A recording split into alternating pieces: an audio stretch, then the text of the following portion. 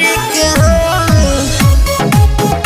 बोला का भाव बातारा चुनरी के हो। Mix by Sneha recording studio Jamo Chandtola.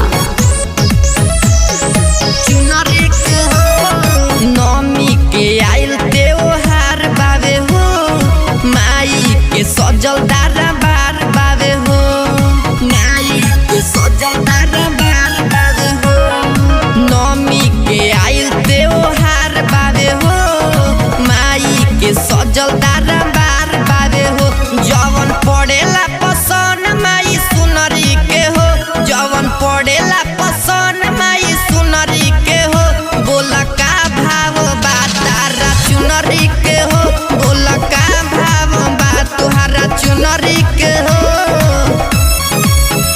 बोला का भाव बातारा चुनरी के हो श्याम दुबे। बोला का भाव बा तुहारा चुनरी के हो लालसा मनवा में करब पूजैया सुनिए पुकार असो हमर देवी मैया हमर देवी मैया हमर देवी मैया लालसा मनवा में करब पूजैया सुनिए पुकार असो हमर देवी मैया आइला बानी पूजा करे माई दुलारी के हो आइला बानी पूजा करे माई दुलारी के हो बोला का भाव बा तुहारा चुनरी के हो बोला का भाव बा तुहारा चुनरी के हो। Mix by Sneha recording studio Jamo Chandtola. चुनरी के हो श्याम दुबे।